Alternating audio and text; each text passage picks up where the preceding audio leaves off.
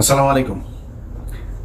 আপনারা এরই মধ্যে জানেন যে লন্ডনে জনাব তারেক রহমান এবং জনাব ডক্টর মোহাম্মদ ইউনূস তাদের মধ্যে একটি বৈঠক হয়েছে এবং সেই বৈঠকের বেশ কিছু কথাবার্তাও মিশ্রিত সত্য মিথ্যার সংমিশ্রণে বিভিন্ন খবরও আপনারা জেনেছেন।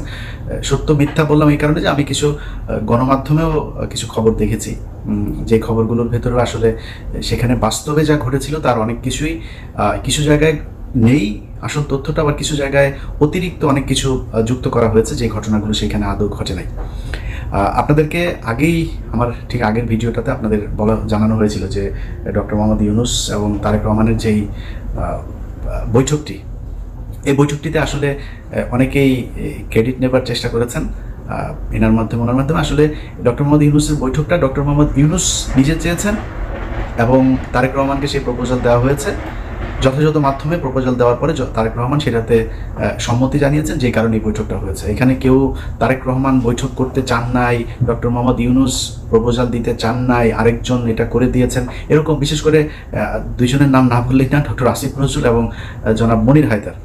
তো এনাদের চরিত্র সে আগে থেকেই আপনাদের একটা বিষয় জানায় রাখি যে এরা হচ্ছে দ্বিমুখী সাপ। আপনি মনির হায়দারের কথা যদি বলি, মনির হায়দারকে জিজ্ঞেস করেন, আমাদের যখন পাসপোর্ট নেওয়ার জন্য এই অফিসে ঢুকতে দেয় না, তখন মনির হায়দার এই করোনার মধ্যেও মনির হায়দার 2020 সাল থেকে 2024 সালের মধ্যে টোটাল 3বার, আমার জানা মতে টোটাল 3বার তিনি বাংলাদেশে গিয়েছেন। এর মধ্যে একবারের বিষয়টা আমি জানার পরে আমি আর কনক ভাই ওনার সাথে দেখা হলো, তো জিজ্ঞেস করলাম যে ভাই দেশে গিয়েছিলেন শুনলাম, বলছে তো আমরা বললাম যে আপনি গেলেন কিভাবে, সমস্যা হয়নি কোনো? সে আমাদেরকে জবাব দিল যে তিনি নাকি মাস্ক পরেছিলেন, তো মাস্ক পরে থাকার কারণে তাকে এয়ারপোর্টে চিনতে পারে নাই। তো আমরা মানে বুঝে নিলাম আর কি যে এয়ারপোর্টে মাস্ক পরে তারপরে পালায় যাওয়া যায়। আরে ভাই, যখন জেএফকে থেকে আপনি যখন গাড়িতে উঠবেন, প্লেনে উঠবেন, তখন এই প্যাসেঞ্জারের পুরো লিস্ট ঢাকা বিমানবন্দরে পৌঁছে যায়। তারা তো তখন দেখে কে কে আসছে।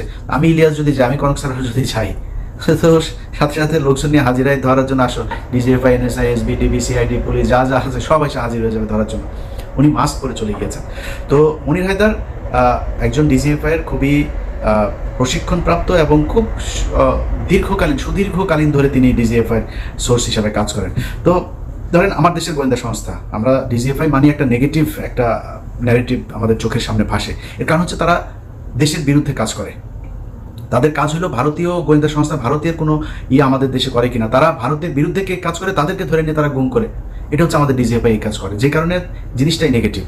তো মনির হায়দারের সাথে আমার ব্যক্তিগত কোনো সমস্যা নাই। মনির ভাই আমাকে খুব স্নেহ করেন, উনি আমার সিনিয়র ভাই। এখানে আমাদের মাঝে মধ্যে ওনার সাথে দেখাও হইতো, একসাথে চা খেয়েছি, দাঁড়িয়ে আড্ডা দিয়েছি। কিন্তু ওনার প্রতি আমার ক্ষোভটা সেদিন থেকে শুরু হইলো। এখানকার কর্নেল যে মুস্তাফিজ সাহেব আছেন, উনি একদিন এক ভিডিওতে বিষয়টা বললেন যে মনির হায়দার আমাকে এবং কনক সারোয়ার দুইজনকে সরকারের বিরুদ্ধে যেন আমরা কথা না বলি, অর্থাৎ আওয়ামী লীগ সরকারের সময়, এই জন্য ওনাকে দায়িত্ব দিয়েছে ডিজিএফআই। তো উনি এসে আমাদেরকে এই কথাগুলো বলেছিলেন যে খামাকা সরকারের সাথে কি দরকার করার, হ্যাঁ, নানানভাবে একটু এই ধরনের একটু গুছায় এদিক ওদিক করে।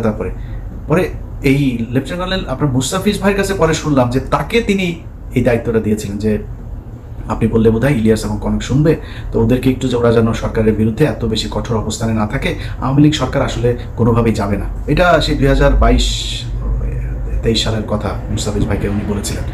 এটার পরে আসলে মনির ভাইয়ের প্রতি শ্রদ্ধা ভালোবাসা কোনো কিছুই থাকার বিষয় না। মনির ভাই এমনিতে উনি ওনার একদম ক্যারিয়ারের শুরু থেকেই উনি একজন দুর্নীতিগ্রস্ত একজন সাংবাদিক। ওনার এগুলি নিয়ে কথা বলতে চাইনি, কিন্তু এখন যেহেতু এই অবস্থা সেই কারণে বললাম। ওনারা একটা ক্রেডিট নেওয়ার চেষ্টা করছেন, আবার ফের বিএনপির ভেতরে যে তারেক রহমান আমি তো আপনার জন্য অনেক কিছু করছি, সেই এরকম বুঝায় এদের সাথে একটা খাতির জমানোর চেষ্টা করছেন। তো এই ধরনের কিছু মানুষজন আছে যারা কিনা এই বৈঠকটা করার ক্রেডিট বিভিন্ন জায়গায় নেওয়ার চেষ্টা করছেন। এরকম কোনো কিছু না। তারেক রহমান রাজি হয়েছেন, ডক্টর মোহাম্মদ ইউনূস তাকে প্রপোজাল দিয়েছেন, এবং আমি আগের ভিডিওতে বলেছি যে দুইটা পক্ষের কেউই ছোট হয় না। এখানে আমার এরকম একটা বৈঠক হওয়া দরকার ছিল। বৈঠকের ছোটখাটো কিছু বিষয় আপনাদেরকে জানাবো, তার আগে মূল জিনিসটা আপনাদেরকে জানিয়ে দেই। সেটা হচ্ছে এই বৈঠকটা অত্যন্ত ফলপ্রসূ এবং আমরা এতদিন ধরে আসলে যা চাচ্ছিলাম সেইটাই এই বৈঠকের মধ্য দিয়ে ঘটেছে। এর মধ্যে একটা জিনিস হয়েছে সেটা হচ্ছে যে নির্বাচনের যে তারিখ ডক্টর মোহাম্মদ ইউনূস গেল কয়েকদিন আগে বলেছিলেন যে এপ্রিলে নির্বাচন হবে। সেই জায়গা থেকে সরকার সরে এসেছেন এবং যেটা হয়েছেন সেটা হচ্ছে ফেব্রুয়ারির, আমি যদি নাকি একদম ডেট বলতে বলেন তাহলে ফেব্রুয়ারির 12 তারিখে আমাদের পরবর্তী নির্বাচন হবে।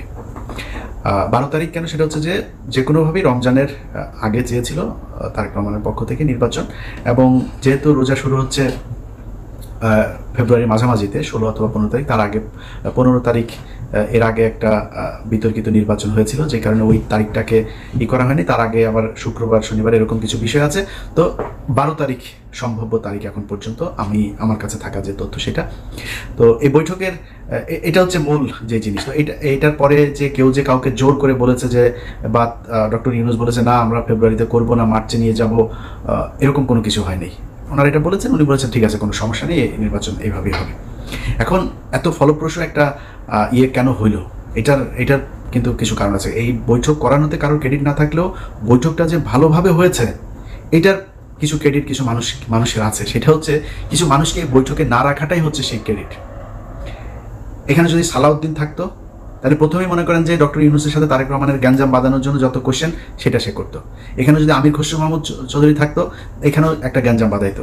গণমাধ্যমে এসছে, এখানে ছিলেন আপনার আমির খসরু মাহমুদ চৌধুরী, তারপরে জনাব খলিলুর রহমান, এরপরে হচ্ছে শফিকুল আলম, আরও বোধহয় এসে হচ্ছে হুমায়ুন কবির নামে একজনের নাম এসছে। আচ্ছা, এরা সবাই ছিলেন। এই কথাটা সত্য কথা না। ডক্টর মোহাম্মদ ইউনূস যে হোটেলে উঠেছেন, ডরচেস্টার হোটেল, সেটা হচ্ছে লন্ডনের বিখ্যাত সেই হাইড পার্ক, এটার পাশের একটা রাস্তাটার নাম হচ্ছে পার্ক লেন। পার্ক লেনের উপরে সেই হোটেলটা। এই হোটেলে যেখানে আপনার বৈঠকটা হওয়ার কথা ছিল একটা মিটিং রুমে, কিন্তু ডক্টর মোহাম্মদ ইউনূস সেই রুমে করেন নাই। তিনি বলেছেন যে আমি ওনাকে আমার সুইটের ভেতরে নিয়েই তারপরে আমরা কথা বলবো। খুবই আন্তরিকতা দেখিয়েছেন, একদম নিজের রুমে নিয়ে তারপরে সেখানে তারা কথা বলেছেন। এবং এর আগের কিছু জিনিস আপনারা এরই মধ্যে জেনেছেন যে তারেক রহমান বেগম খালেদা জিয়ার সালাম পৌঁছে দিয়েছেন, দুজনের কুশল বিনিময় করেছেন। তারেক রহমান ওনাকে বলেছেন আপনি এখানে এসেছেন, এটা অনেক সুন্দর জায়গা, হাঁটতে গিয়েছিলেন কিনা, এই ধরনের আলাপ টালাপও হয়েছে। এরপরে ওইখানে যেই সুটটাতে বসে আপনার বৈঠকটা হয়, সেখানে প্রথমে এই যে 4 জনের নাম বললাম আমি, শফিকুল আলম, খলিলুর রহমান, আমির খসরু মাহমুদ চৌধুরী এবং হুমায়ুন কবির, ওনারা ছিলেন ওইটাতে। এটা সত্যি কথা, ওনারা ছিলেন। এবং ওনাদেরকে ঠিক 10 থেকে 15 মিনিটের মাথায় ওনাদেরকে চলে যেতে বলা হয়, এবং ওনারা চলে যান। চলে যাওয়ার পরে 1 ঘন্টা 15 মিনিট জনাব তারেক রহমান এবং ডক্টর ইউনূস একটা বৈঠক করেছেন। সেখানে কেউ ছিল না, একজন মানুষও ছিল না। এটা যেসব গণমাধ্যম মাধ্যমে বলার চেষ্টা করা হচ্ছে, এটা কিছু কারণ আছে বলার। ধরেন আমির খসরু মাহমুদ চৌধুরী এখন মানে বোঝানোর চেষ্টা করবেন যে তাকে তারেক রহমান পাশে নিয়ে বসে তারপর ইউনূসের সাথে বৈঠক করেছেন, এটা একটা ব্যাপার। আরও কিছু জায়গায় মানে ওই না জেনে তারপরে এই খবরগুলো ছড়ানো হয়েছে, এরকম কোনো কিছু ঘটে নাই।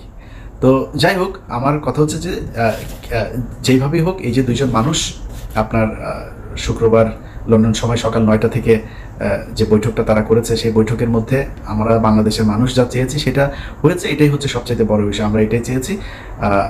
এখানে কে কীভাবে কি বললো না বললো, আমার মনে হয় এগুলো করেও আবার ফের এই তারেক রহমান এবং ডক্টর ইউনূসের মধ্যে একটা দ্বন্দ্ব তৈরি করার এই কৌশল অবলম্বন করে আমার মনে হয় লাভ হবে না। অতএব আমরা বিএনপি এবং ডক্টর মোহাম্মদ ইউনূসের 2 জনের মধ্যবর্তী একটা জায়গায় নির্বাচনের জন্য দেশবাসী প্রস্তুতি নেই। যারা নির্বাচন করবেন তারা প্রস্তুতি নেই। আমরা যারা ভোটার আছি আশা করি ইনশাল্লাহ এবারের ভোট নিজে উপস্থিত থেকে ভোট কেন্দ্রে গিয়ে তারপরে জীবনের প্রথম ভোট দেওয়ার সুযোগ পাচ্ছি। আমি আমার এর আগে যেই নির্বাচন, আমি 2002 সালের এসএসসি পরীক্ষার্থী, 2004 সালের এইচএসসি পরীক্ষার্থী। তো আমি ভোট দেওয়ার এর আগে আর সুযোগ পাই নাই। একটা ভোট পেয়েছিলাম, 111 সরকারের সময় ভোটটা পেয়েছিলাম। তো ওইবার আমি ভোট দিতে যাই নাই। এবার ভোট দেবো ইনশাল্লাহ। আপনারা দোয়া করেন যাতে বাংলাদেশের মানুষের পছন্দের কেউ এবার বাংলাদেশের শাসন ক্ষমতায় আসেন। এবং এতদিন ধরে এই যে নির্বাচন এবং সংস্কার নিয়ে যে ধরনের চলছিল, আমার মনে হয় ফেব্রুয়ারি এটা খুব কম সময় না। এদিকে 6 মাস, ওইদিকে প্রায় 2 মাস, 8 মাস থেকে যদি আপনি তফসিল ঘোষণার ওই 3 মাস বাদও দেন, তারপরেও ধরেন আমাদের এদিকে 5 মাস অনেক সময়, অনেক কিছু করা যায়। এদিকে 10 মাস অলরেডি তাদের অনেক কাজ করাও আছে।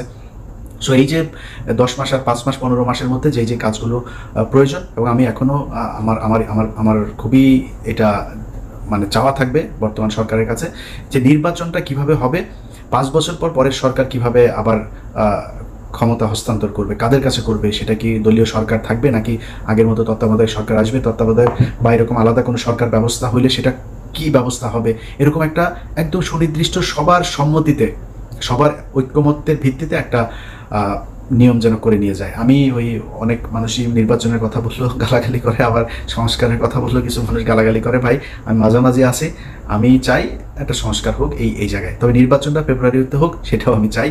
অতএব এই দুইটা মিলিয়ে একটা ভালো পরিস্থিতি তৈরি হবে, বাংলাদেশের ইতিহাসের সবচাইতে সুন্দর গ্রহণযোগ্য একটা নির্বাচন হবে, এবং বাংলাদেশের ইতিহাসের সবচাইতে সুন্দর একটা রাষ্ট্র পরিচালনার জন্য সুন্দর একজন মানুষকে আমরা এবার এই 2026 সালের নির্বাচনে পাবো, এটাই বিশ্বাস করি, ভরসা রাখি। আল্লাহ যেন আমাদের সবার এই ইচ্ছা পূরণ করেন। ভালো থাকবেন। আল্লাহ।